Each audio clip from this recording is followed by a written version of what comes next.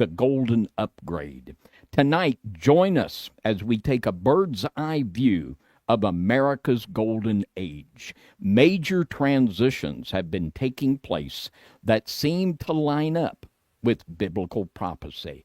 Join us tonight on the Midnight Ride as we explore America's golden age.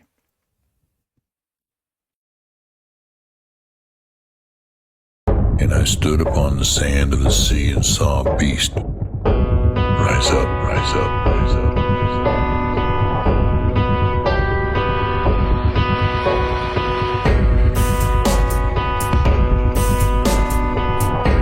Who is able to make war with him?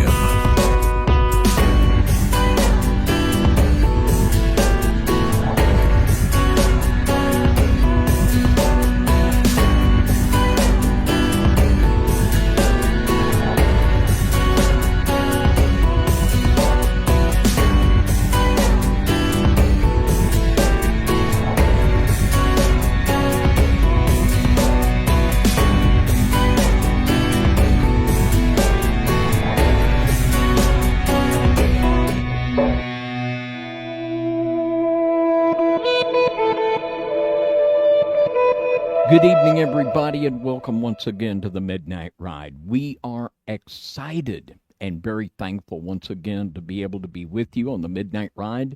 Tonight, another eye-opening, stunning broadcast as we take an even deeper dive into America's golden age. So get ready, the dive starts right now, because we are now live. What's up, guys? Man, we're live from the Puritan Barn again, right here. You guys are here with us, and we're happy that you are there. Where else is there to be on a Saturday night, right? On a 10 p.m. We're better is there to be, but you guys are here with us, and we're super grateful. Let us know where you're from in the chat and what you're up to. You don't have to tell us advanced details. We're not trying to creep on you, but we love to see where you guys are at. So, David, how's your week been, man?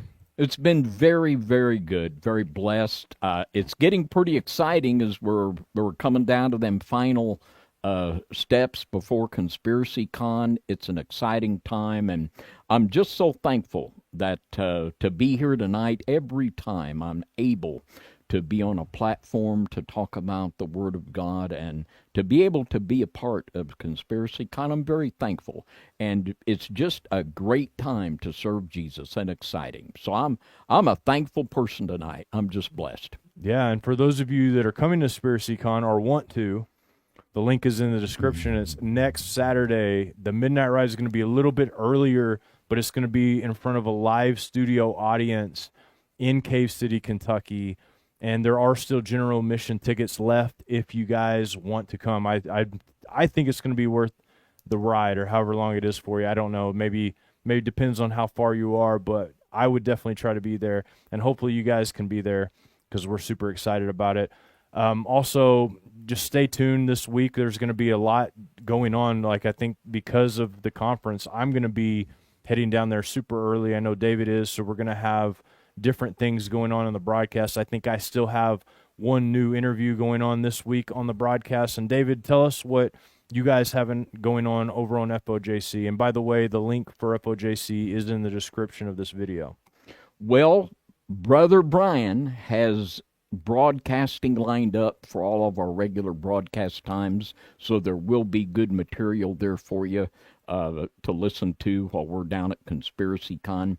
And tomorrow night, I want to make mention at 7 o'clock tomorrow night, 7 Central Time, on our FOJC Radio Underground Church. We're going to have a special prayer-a-thon. And this will be concerning Jonah Reef, who many of you know we've talked about it several times. And we're going to be asking, where is Jonah Reef? And not just for Jonah, but for interceding in prayer for the children that are being abused and trafficked.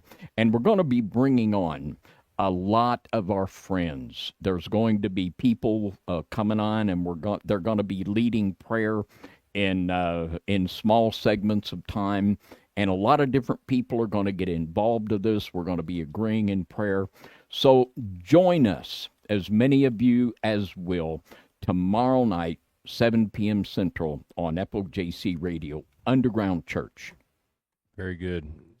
Very, very good. All right. So, sorry, guys. My clicker here doesn't want to work right now for some reason or other. But tonight, this broadcast, I wanted to show you guys this picture while David was doing his introduction, because this right here tells a lot in one story. This is the Oval, or I don't know if it's the Oval Office, but this is the White House pre-Trump. This on the picture on the left is with Trump right now. So everything is gold. He's getting an upgrade. You can see the little Trump book right there on the table. And we've talked a lot in past episodes about 2025 and the Golden Age. And this is really something that has been cued by President Donald Trump, several times to talk about this. And there's clips that we played before where he says that he's bringing us in to a new Golden Age. There's other things dealing with this that I do want to just kind of point on tonight for this broadcast, because some of you guys, probably you might be listening for your first time. And if this is your first time, let me know in the comments or in the chat, because we'd love to have you, and thank you for joining. We do stuff like this all the time, so definitely subscribe. But when you look at just this picture alone, to me it tells a lot, and it really does tell where Trump is trying to go with all of this stuff. And of course, we're going to look at this, we're going to step back and look at this stuff from a wide eye view. But David, I know we've discussed the Golden Age. We've discussed some of the works that talk about 2025 being the transitional Golden Age for the hierarchy coming to visit. Also, this possibility of this worldwide transfer and takeover that I think that tonight in this broadcast, I will prove to you that something's going on. A lot of people aren't paying attention, but there's definitely something going on. David, what would you like to say about the Golden Age and about what that means specifically in the occult? Well, this picture's stunning.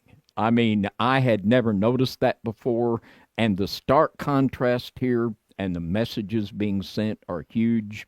And as we know, that people that are in the occult and in Illuminism, symbols mean a lot. And man, that is stunning. That really is. And on a previous Midnight Ride, we did, it was entitled The Golden Age, Greenland in the Golden Age, or something like that.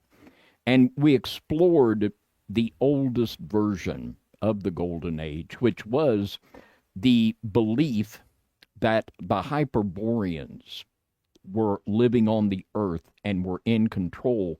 And this was Earth's Golden Age. And then the Hyperboreans had to retreat to the heart of the earth. And then the belief is that through blood purity, the Hyperboreans can return and once again establish the Golden Age. And this deals with literally the spirits that are in the heart of the earth, which we've talked about.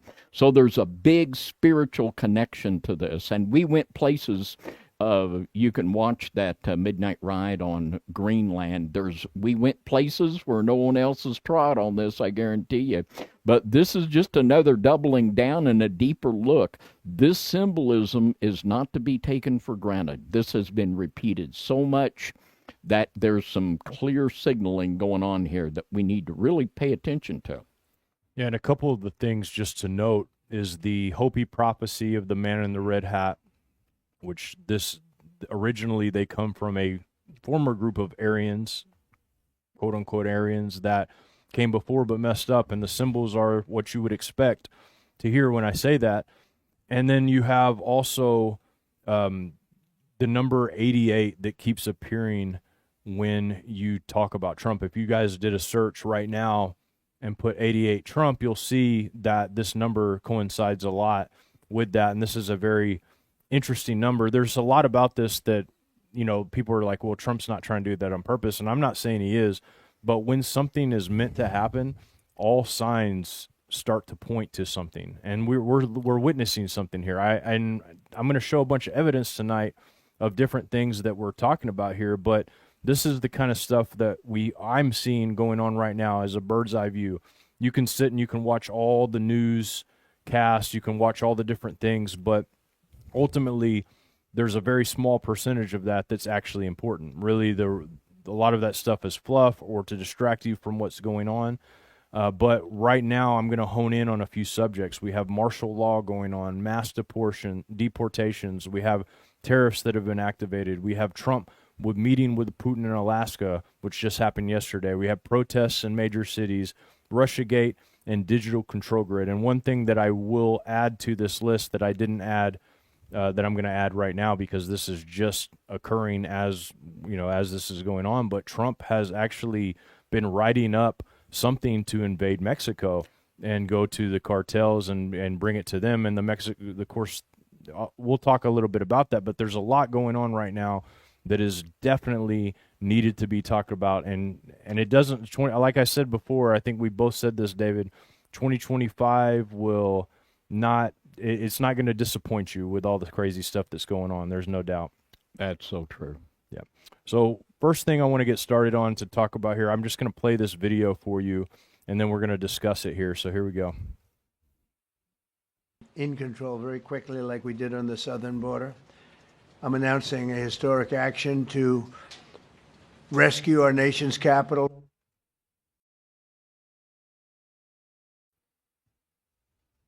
I'm not so sure what happened there, but I'll go ahead and give you the rundown of what happened this video. I'm not sure why it stopped. It looks like it's still trying to play. But basically, Trump announced to everybody, oh, here he is. Rescue our nation's capital from crime, bloodshed, bedlam, and squalor, and worse. All right, so I don't know why it's not playing. This is very strange. It's not normal for PowerPoint to just stop playing videos. But he's announcing what basically seems like martial law in Washington, D.C. In this next video, he says, if I can get it to play to the next one. I really don't know what's going on here, guys. I apologize for that. I'm going to try to fix this on the fly, but sometimes technology doesn't work exactly the way we want it to. In this next video, after he says about Washington, D.C., and this is the same time period, he talks about the actual other cities as well. Here we go. Of course, Baltimore and Oakland, we don't even mention that anymore. They're so far gone. We're not going to let it happen. We're not going to lose our cities over this. And this will go further. We're starting very strongly with D.C., and we're going to clean it up real quick, very quickly, as they say.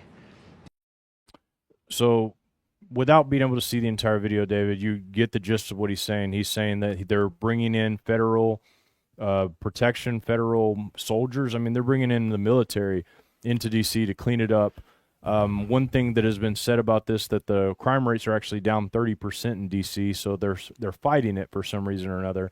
But when you look at this from the surface, it just looks like he's trying to clean up the city. But I feel like there's something much deeper going on here with martial law. David, you discussed in some of our shows about the cities and how some of them will be uninhabitable or even closed off. When you see something like this martial law being declared on Washington, D.C., and possibly other big cities like he's named, what comes to mind for you? Well, martial law gives them the blank check to do whatever they want. Literally, it becomes a dictatorship for them to enact whatever they need to do. And there has been such a demonization, and a lot of it's been earned. You know, the crazy thing the left has done, and a lot of that, I think, is design, because now with the extreme craziness out of the left, it's almost like the end justifies the means, and like there's so many people that are willing to give Mr. Trump a blank check. And when that blank check includes martial law, this is a very, very dangerous thing, because there's, you know, and it all depends on who your marshal is, you know, and as long as your marshal wants to do right by you, that's fine. But we've seen these things when cities have declared states of emergency and the rights of citizens have been restricted. This should make us all really think about what we're seeing happen.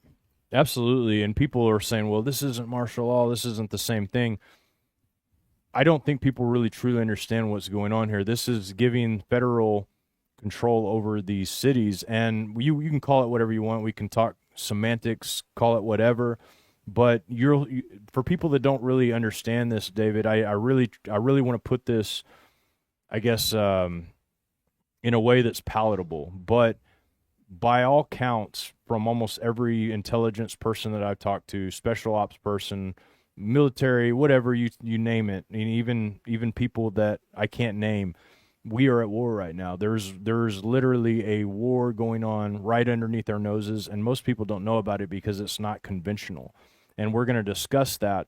And right now, DC is actually suing for them not to do this. This is crazy. But let me show you something else that makes a little bit more sense when you see this. And this is from Roger Stone. And people might say Roger Stone is nobody, but he was probably the highest intelligence officer at one time. So it says, sources tell me that admitted communist Islamic convert and traitor John Brennan has fled the country and is hiding out in Austria, where MSNBC has built a makeshift studio for him to make it appear that he is in the United States. Brennan has no intention of returning to the country and can be considered to be on the lam. And people can make what they want out of this, and a lot of people will say, well, that's Q drops, these are whatever, but ultimately these people are intelligence as well and do have inside information to this. And there's no doubt that from the DOJ, there is an investigation in the CIA, in Joe Biden, and all of these different people. I mean, there's a real investigation going on with that. Do I think they'll be held accountable? I don't know. That's not what I'm here to judge. But when you see something like this going in D.C., it starts making more sense because now they have the power to make arrests, even for judges. This is how this works. People may not know this, but you can look this up and see what this gives power. But they have the power now to arrest corrupt judges, to arrest corrupt politicians that they didn't have the power federally to do as easy in Washington, D.C. as they do now. So this is an interesting move, in my opinion, and maybe that's not what we're looking at here. But once you see the rest of what I got here tonight, I think you might change your mind. David, what do you think? Well, and I know this is getting really intense, and I know just this week, Adam Schiff, who is a voice for the left, he's been floating the term civil war. So this is beginning to circulate as a buzzword.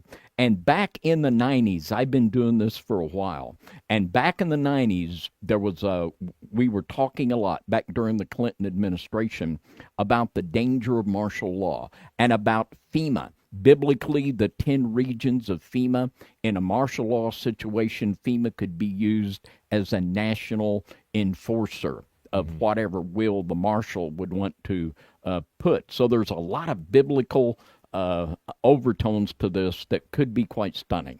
Yeah, and the interesting thing about it is, too, like from my perspective, once we go into a lot of these points here, you're going to see that the people that are getting the brunt of this are the bad guys. They are the bad guys. They're getting the brunt of what's going on here. And so it looks good from the outside, and maybe it is, but the thing we got to think about here is if a bad power does get in control, and I'm not saying Trump's a good power. I don't know. I can't judge that. I know God put him there just like he puts all other leaders in charge. But with good control, this makes sense because it has to happen. We have cartels within our country that are highly powered. They've been using drones. There's actually intelligence in Mexico, other governments working with Mexico, showing them technology, showing them how to use the drone, showing them how to do that, making moves to get across the border with them, infiltrating, making dangerous drugs. And, this is something that we have going on right across the way, the next country right over. And Canada is not much better because across their border, this stuff is happening. So we're at a major threat. And because a lot of us don't live in these cities where this threat resides, maybe we pass it up or we don't understand it. But coming from me, I was young when I lived in South Texas, but I grew up in a border town. And I will tell you that when the power goes unchecked, there's a lot of stuff that can happen. And now we're seeing this stuff that I saw in South Texas. We're seeing it across the map all over the United States. And it is rightfully so a little bit terrifying. And we talked about mass protests because of ICE and stuff. David, you have your Bible open. Did you have a scripture that you wanted to share? No. Okay. And I was just thinking about Sodom and Gomorrah and about the cities. We've warned for so many years for people to get out of these big cities.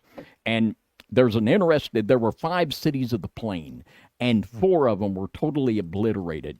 And the Bible, the book of Jasher says that they had passed a law that they're basically, they had a bed to where these people in Sodom, they could stretch people out on the bed and tie them down to them. And it said that Zor was the only one that did not have a judge. And Zor did not enact basically this rape law, and Zor was spared, and those other 4 cities were destroyed. And I think there's a real pattern there that this is going to come home, and it's gonna be real. That there's probably nothing more unpopular for a preacher to preach than our nation has become so wicked that we're on the verge of the judgment of God. We don't like to think about ourselves that way, but I believe that's exactly where we are. Yeah, I agree, and I hope and I pray that repentance can happen, because man, this stuff there's a lot going on. It's not just Mexico and immigrants. We have also other foreign entities. Now, this is a chart for ICE tracking. So they're out there doing it. Total deportations is 132,188. So they're deporting people. This gives you daily arrests, daily detentions. It also gives you statistics about how many of the illegal immigrants are actually felons, convicted criminals as well. And so this stuff is going on behind closed doors. Now, the problem is when we deport these people, Mexico is not cooperating with these killers and rapists and all the different people that are there. And so Trump has issued this is recently, this is like a day ago, that he says that he's ready to invade and that he is drawing up a plan for Mexico.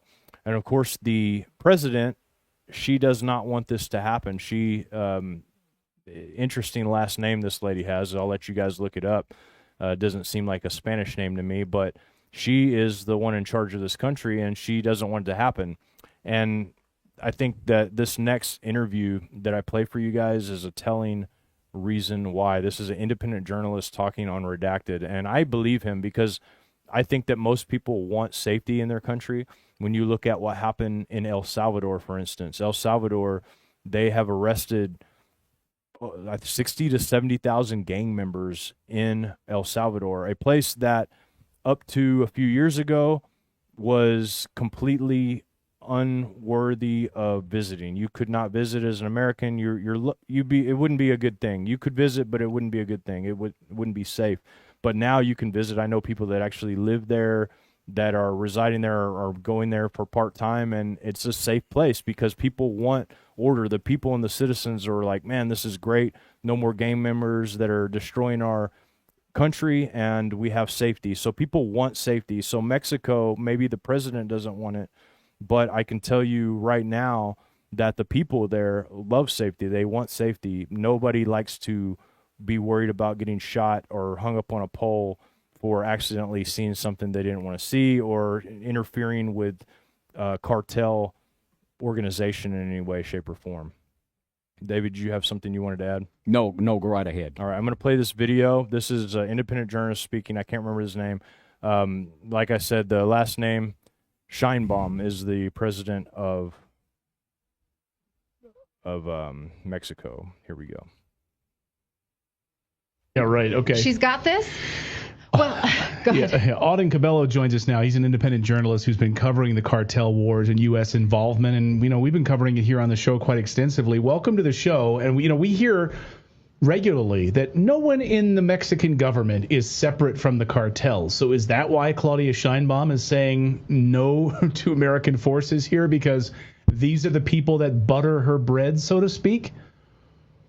Well, it's great to be with you, and absolutely, that's one of the things that have evolved throughout the years. Is that at one point, cartels were local, regional, and now they've evolved to the point where they're intermarried with political parties. They're one and the same, and that's why you see Claudia Sheinbaum defend them the way she does. Is because to go after the cartels is to go after the corruption and the politics in Mexico. And it's one of her arguments is that the U.S. would be invading Mexican sovereignty.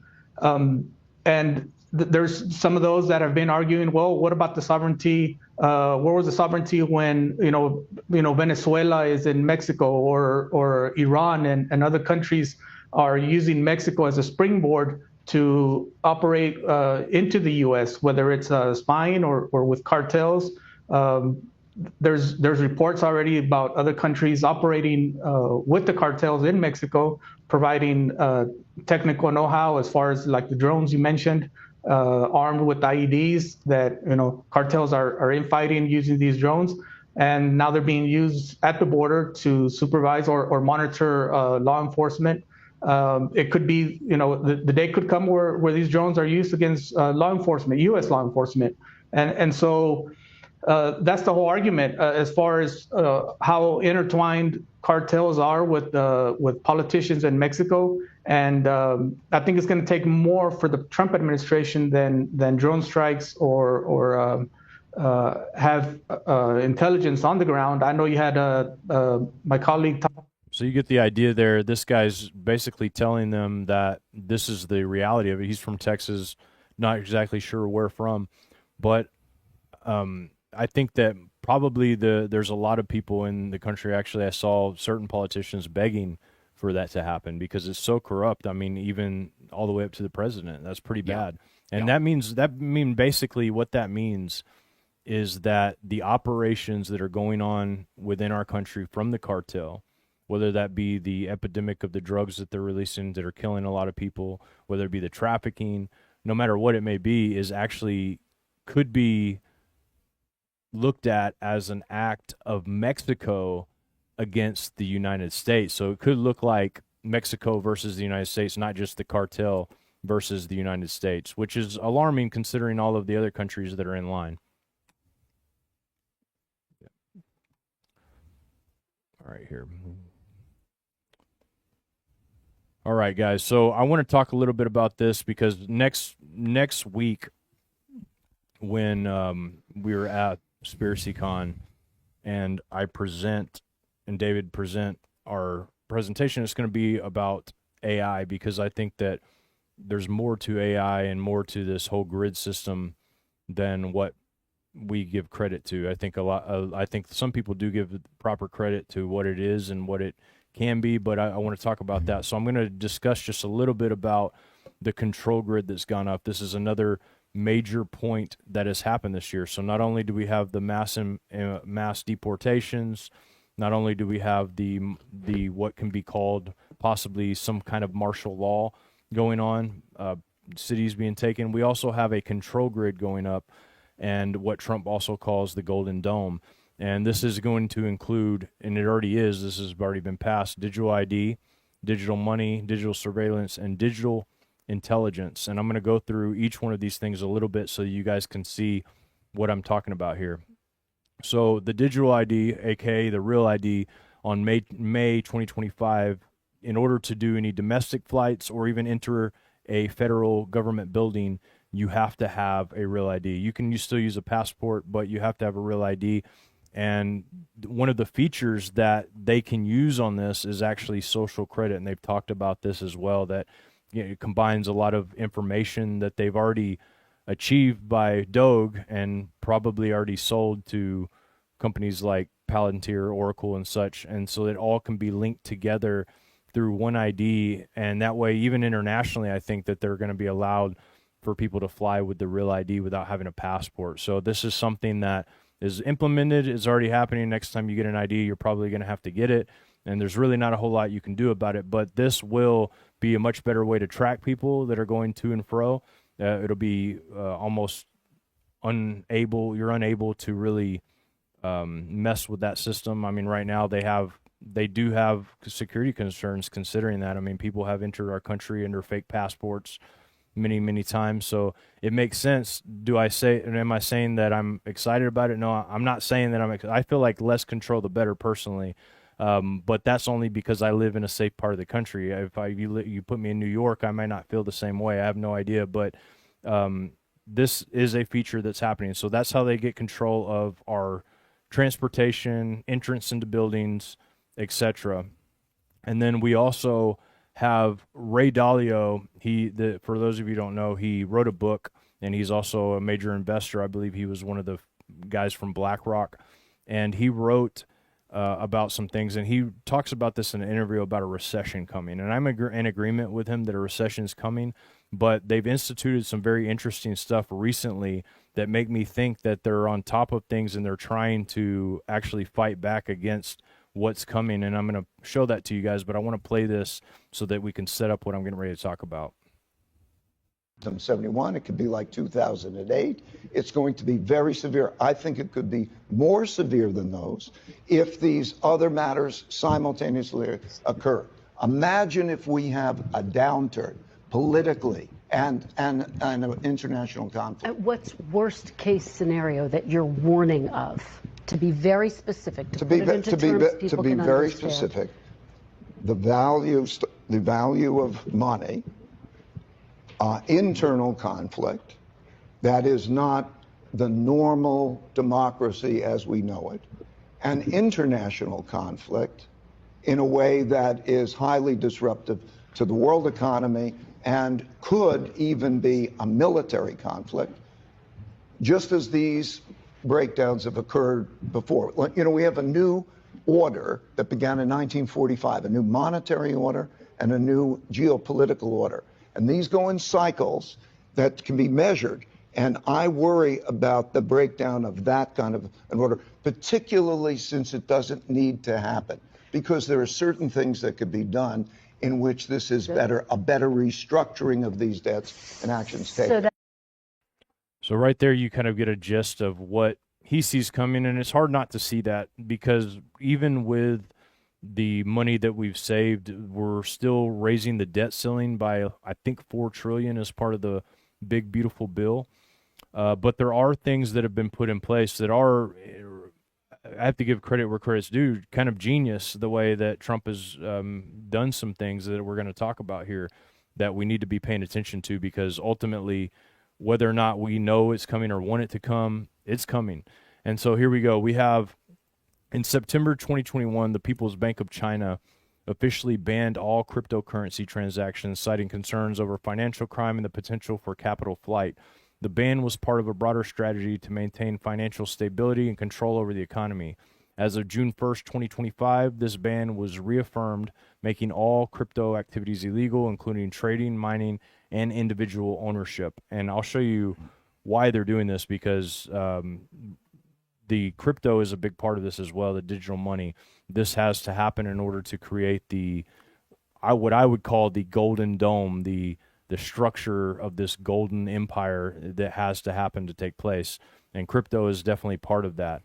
As part of the Genius Act that was just signed into act, this gave the tokens like Tether and USDC and all of the different coins that are backed by the dollar, now they have to be backed 1-to-1 by the dollar. So now countries are forced to actually carry the U.S. dollar in their reserves in order to use cryptocurrency, which I believe is why China has tried to do that. China has had to tried to create their own CBDC, and other countries like the EU and all of them are right behind trying to make that happen.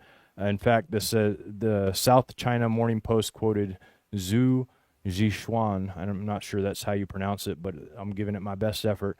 It says, former governor of the People's Bank of China, warning that the USD-backed stablecoins may facilitate U.S. dollarization with potentially dire implications for China's bid to shave away a global reliance of the U.S. currency. And the WEF stated this as well, and they stated that Christine Lagarde, the president of the European Central Bank, shared similar concerns, emphasizing U.S. dollar-dominated stablecoins' threat to monetary policy and European autonomy, and pushing for the development of a digital euro. And so, to put this in layman's terms, was what this did. I studied this out because I've always been interested in crypto. In 2010, I was the guy going telling people around, you need to get Bitcoin. Yeah, even though I had no money hardly to buy anything like that, you guys need to get Bitcoin. Bitcoin's the next big thing. And I don't know why, but I just always felt that.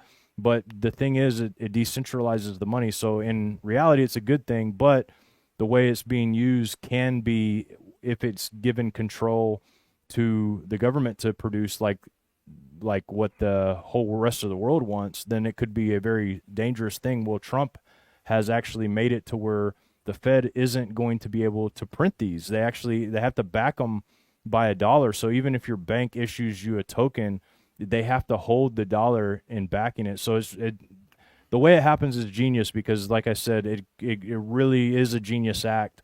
And I know people are like, oh, you're just blowing smoke up Trump. I'm not. I'm being serious. This is crazy the way it's happened. Now, whether or not international war, civil war, and all that will still end up putting us in our place, I don't know. But financially, the move that Trump made there, giving credit where credit's due, was genius. David, do you have anything you want to add to this stuff? Because when we talk about these kind of things, we're getting into very interesting times prophetically with some of these things.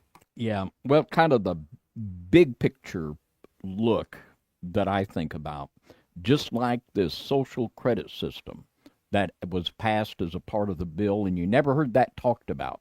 But that's what they'll do. They'll pass something in a law, but they won't implement it, but they'll have it in place when they want to.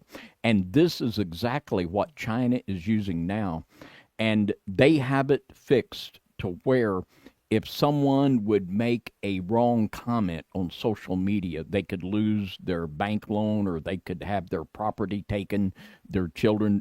Basically, any time they get out of line, they will know it, and they can just automatically punish them. And this is a very frightening thing. And the big thing we see here is superpowers in conflict. And we see here again, we got the King of the North and the King of the South going at it. And how we're coming into situations where there could be global economic or military catastrophe. Well, how do we solve the problem? Just like they mentioned, the New Order began in 1945, and you saw the implementation of the United Nations. So how do we solve it? Well, we'll just let the UN take care of it. And when the UN becomes our marshal, the New World Order is here. Yeah, it's basically setting it up, man, because we know what's going to happen. The Bible talks about the 10 kings, which we've theorized on a lot of different things. I think that in my thoughts, like the technocrats are, in the top running for me right now, but they will hand their power over to the dragon eventually. At first, they're going to use it. The Bible says this, and really, like, people are like, oh, I can't believe you would want that to happen. I do want to see Babylon fall. I do want to see it. So when I see stuff like this, yes, I like it. I like to see that the banks are scrambling because they don't know exactly what to do because of the money situation. I like to see that their shadow organizations are getting dismantled. I like to see acts that put, our country in a first kind of position. But do I know what's going to happen after that? Of course I do. But it doesn't mean that I don't want to see something that's been such a burden on humanity for a long time go down. I do want to see that. And Yeah. I know all of us want to see that, surely. Yeah. And this 10 king layers all over this thing. We've got the 10 FEMA regions in Europe. Here, Miss Lagarde of the European Central Bank in the Club of Rome, they have it divided into 10 regions. Mm-hmm. The 10 rich kings without a kingdom. This layer of the 10 kings is just all over this thing, and all of this just smacks of the fulfillment of prophecy in every direction. Absolutely, and we don't know how long we have. I know that if you look at what the elites are saying, and a lot of people are saying, they're saying 2030. This is the 2030 is the year. They believe that whatever's going to happen, this is when it's going to kick off. Even AI is out there stating this stuff, that the 2030 is a big year. So we don't know when. We could happen this year. We could be getting thrown off. And I think a lot of this stuff that we're going to experience, our children are going to be experiencing a different world than we are. We can hope that we have enough time to prepare for what's coming on the earth. Maybe God's given us a grace period. I don't know. Maybe not. But even if so, or if not, we still need to be spiritually prepared. Part of this big, beautiful bill, one of the things that is really important to note that has gone on this big, beautiful bill is it rebuilds the military. It's going to fund the Golden Dome. It's going to upgrade the Coast Guard, investments in naval, Pacific deterrence, and readiness. So these things right here are stuff that, if you look at why they would be doing this, like some of the Pacific deterrence is deterring Chinese aggression in the region. And so for people to not believe that Russia doesn't want to knock us off of our box, you got to be crazy. You got to be completely nuts. And of course they do. And they have a lot of money, they have a lot of tech. So ultimately, even with all of these security measures, we talk about rebuilding the military, we can make the Golden Dome, we can do all of these different things, but ultimately something is going down that I don't think we're in control of, and I'll explain after this. David, did you want to add anything before we go to this right next ahead. part? So right now, there's several governments that are worried about Palantir. So UK government, this was back in I think this one was actually 2021, this article on the left. And then on the right there, up at the top, it says Palantir landed $10 billion Army software and data contract on August 1st, 2025. And they've had several contracts over the years with the government. And Palantir, for those of you who don't know, it's the organization who it's named after the crystal ball that was in Lord of the Rings, where the lady, I can't remember her name, I have no idea, but she would look at it and see what everything was going on in the world. She would be able to see what was going on here, to see into the future, etc. And so it's interesting that it's named that, and there was a big government contract with that. But the thing that makes me believe that it's possible that not even the elites are in control or won't be in control is AI. And this is a big, big piece to this entire puzzle. And this is why I'm going to be discussing it at the conference. So I'm going to give you guys a little bit of a, I guess, guide into it. And if you're listening on YouTube, you'll see it on YouTube as well. We will be streaming it live, the conference live on YouTube, but just the Midnight Ride, not the entire conference, but the Midnight Ride will be streamed live on YouTube. So I want to give you guys an update on the things that happen. I follow AI very closely. I have tried to use many of its features in order to help build certain things, but there are things about AI that are frightening that I won't touch and that I won't chat with it. I'm not going to do any of those things. I know there are other people out there that chat with it and try to get it to talk, but I believe we're dealing with something greater than what we think it is. And this right here to me is evidence that this is happening, and may have already been happening, and may be past the point of putting Pandora's box closed again. Anthropic actually tried to blackmail its creators because they got wind that they were going to be creating a new version.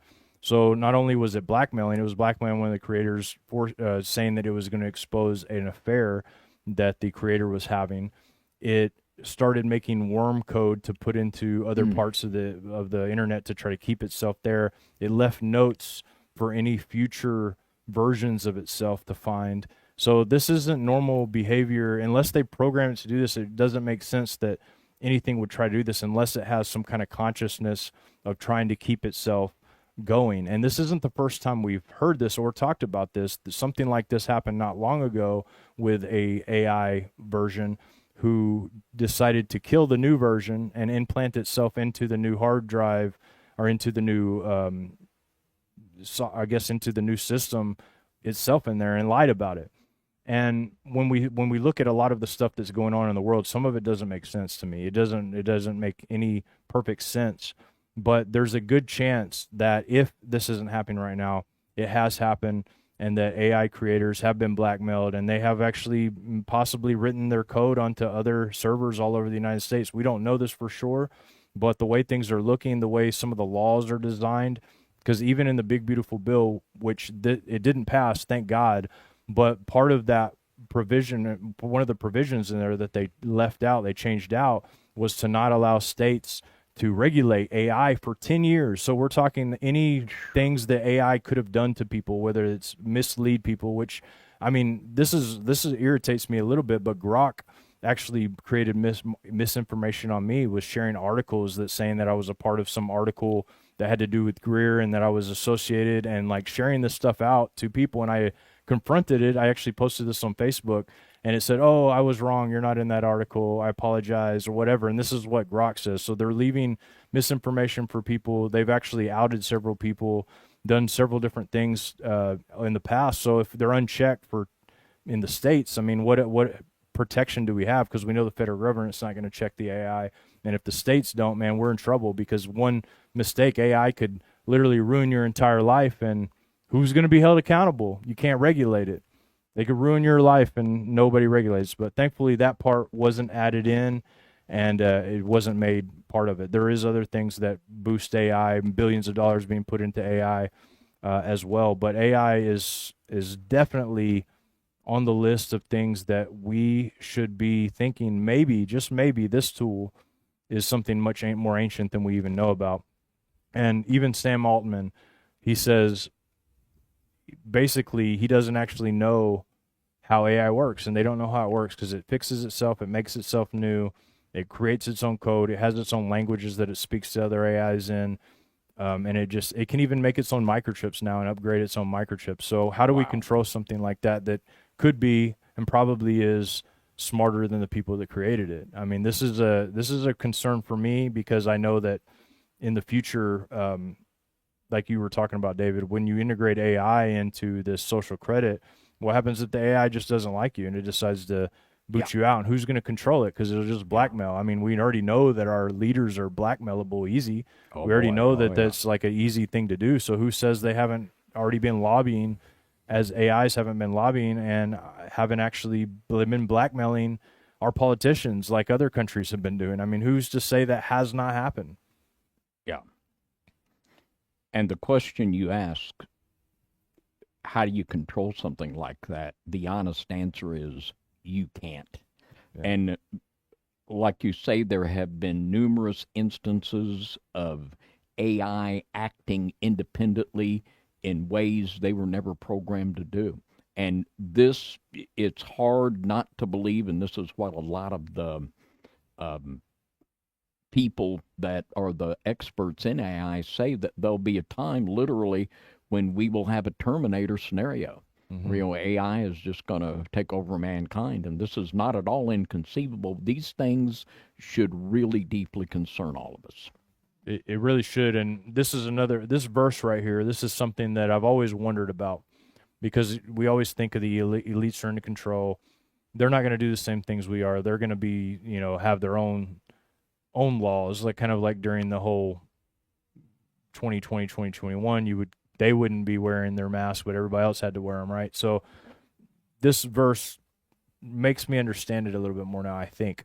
And what you guys tell me what you think. I can't promise you this is what it means, but it's very crazy to me to think about.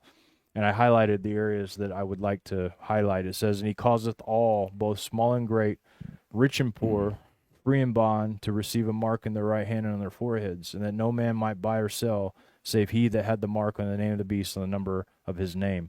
So he causes both small and great, rich and poor, bond and free. Who else could do that other than someone who cannot be held accountable, someone who can see into all things and knows what's going on? There was a movie a long time ago, and I can't remember the name of it, but basically what happened is this company created this system to where your whole life is on camera. Everything you do is on camera, just basically like what we're talking about here. This is the movie. It was like a kind of dystopian idea.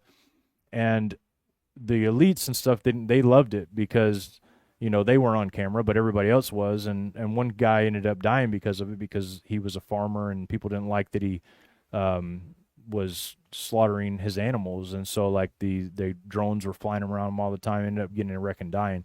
Well, one of the guys that actually ran one of the companies leaked out the ability for all of the blackmail, not just the regular people, but the elites as well, were now in the same boat as everybody else, and they were freaking out. They were like, oh, no. And I think that's what's happening right now, dude. Like, they can't control what the accuser is going to do.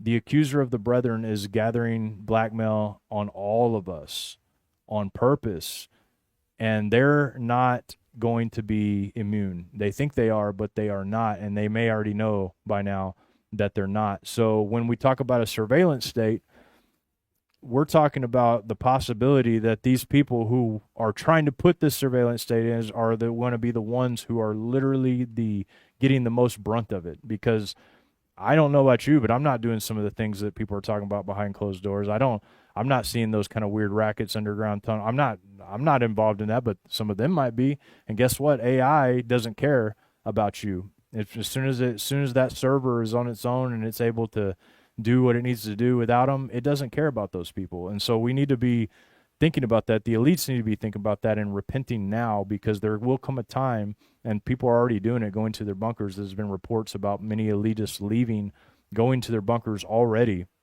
But in the end times, it talks about the mighty people of the earth will be in the ground, in these bunkers, in these caves, and they will be begging God to bring the rocks down on them so they don't have to face the Son of Man returning. Like, it's crazy, but I think that's what we're witnessing here.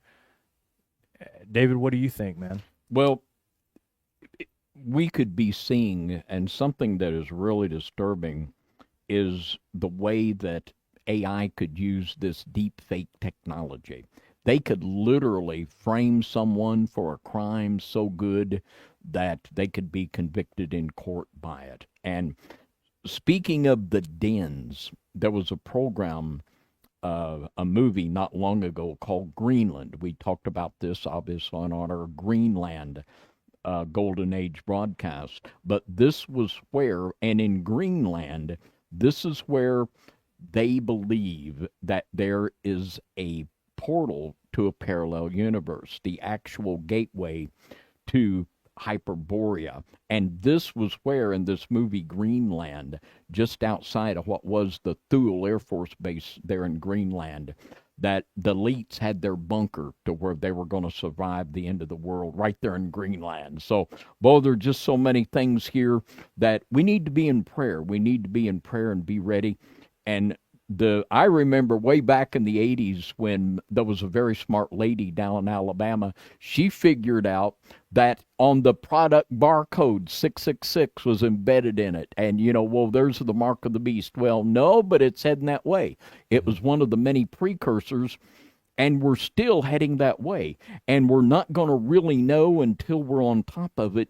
But I think it's hard not to associate that final mark with this type of technology, because we're really looking at some worst-case scenarios that could play out to just exactly fit what the Bible says is in front of us. Absolutely, because there's no other time period that I know of. There's might have been this maybe more ancient than I understand, but there's never been a time period to where literally everybody that lives can be nano-dotted, nano-chipped, and it doesn't matter where you're at. If you have the digital currency, you're able to do that, then this is a world system that we've never experienced before, at least not in the last few thousand years. Even the time of Jesus, when there was a wild stuff going on and horrible emperors killing people, they were not able to implement a worldwide system like this, that we're talking about all rich and poor, bond and free. It doesn't matter. You can't run from this. There's no Australia going to Australia. There's no going to South America. Once this is implemented, it causes all to receive that mark. And of course, the people who have the mark of God are the ones who are able to live through it. So we pray for that. But the question that I think we all need to be asking ourselves is, God on our side? Is God with us, or is he against us? If you read in the book of Leviticus and the book of Deuteronomy, it tells us that if you do these things, if you obey God, if you are diligent to love God and keep his commandments, then all these blessings will come on you. Like all of the things that America has had for such a long time, blessings. I'm talking major. I mean, we're so blessed, so blessed. People can hate all they want about America, and I do. There's a lot of things about America that I can't stand that happen here. I wish that there was somebody that would take those people and flood them out. But overall, we've been blessed. We've had more than probably any other country in the world. Our people here, even the poorest, a lot of them live like kings, and this is what we live in, that God has allowed us to live in. And so we need to ask ourselves, is God on our side or not? Look at these curses that are associated in Deuteronomy 28 and Leviticus, I believe 23, I could be wrong, but there's curses that are associated with going against God. And if you look at those curses, and especially in Deuteronomy 28, it is so much associated with what is getting ready to come upon America if something doesn't happen. All the pieces are in place, the chessboard set up, and the only thing that's going to save us is repentance and the king coming to make things right. I really believe that. So we need to be looking at our lives, our own lives. You can blame Obama, you can blame Trump, you can blame Biden, you can blame all these politicians. But ultimately, when it boils down to individual judgment, which is what I believe God is in the business of, individual judgment, he doesn't always judge everybody in the nation. We, even in the Bible, in the wilderness, there were certain people that the ground swallowed up those people, not everybody, but those people. There were certain cities that had it harder than others. But individually, we have to look at ourselves. We can blame all of these people and say, oh, they're so evil, they're so bad. They're going to get their reward. They're going to get whatever that reward is. And I'm not talking about a good reward either. Or they're going to get whatever it is for their actions that they deserve, just like you are. You are you listening right there, me right here, David across from me over here. We're all going to get what we deserve. We're going to pay for our sins. And thankfully, Jesus in the Bible gives us the ability to be forgiven and to be made clean. But that doesn't mean that we still go on living like hellions and still expect God to continually push his blood upon us so that we can just live like hell. That's not the way it works. We know that Jesus can forgive our sins, and that's who we bow down to. He's the only way to God. So we need to realize that, because all of us ultimately have fallen in some way, shape, or form. I can think of many instances in my life where I'm just regrettable. Like, it's regretful. I can't believe that my life turned out certain ways. I can't believe certain things happen. But those things are for me to bear. Those are things that I have to stand before God on, just like you do. So we need to be remembering that, trying to blame everybody else around us, all the different divisions that are out there making this world hell. I mean, we can't even enjoy each other's presence without a division over something. There's always something, and we need to overcome that, I think. And David, do you have anything you would like to add? Well, that is the bottom line for us all. Are we living a life of faith and obedience and submission to Christ? And we have to remind ourselves gladly, the Lord omnipotent reigneth, and God is going to triumph. He is in control no matter what these external circumstances, for all the power that Satan is accruing and all of the control he has. It pales in comparison to the living God that will one day set all things straight.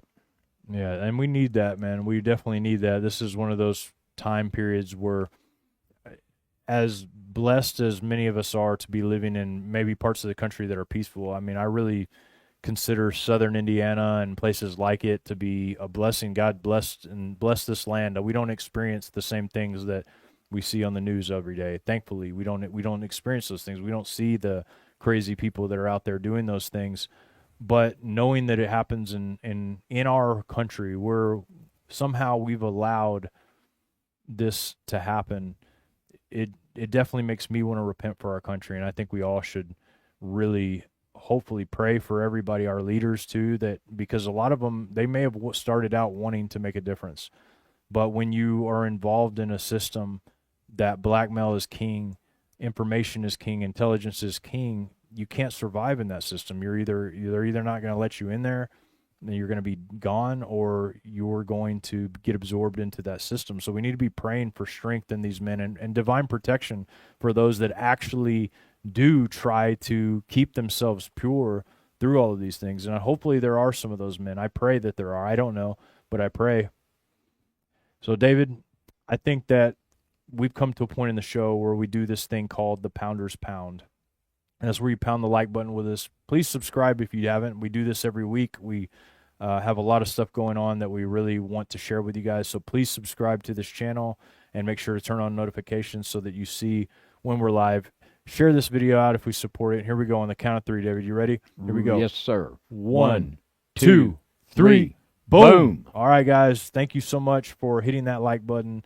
David, if you got anything else to share, go for it and end us out. Well, it's just such a great privilege to be able to talk about these things with all of you, and it really is perilous times, and these are things that aren't real comfortable to talk about, but we really need to, don't we? And we need to remind ourselves in these perilous times that God is in control, and Jesus Christ, his Son, will soon return, and that is our blessed hope. So with that, until next Saturday night, 10 p.m. Central, a big high five and good night, everybody, from the Midnight Ride.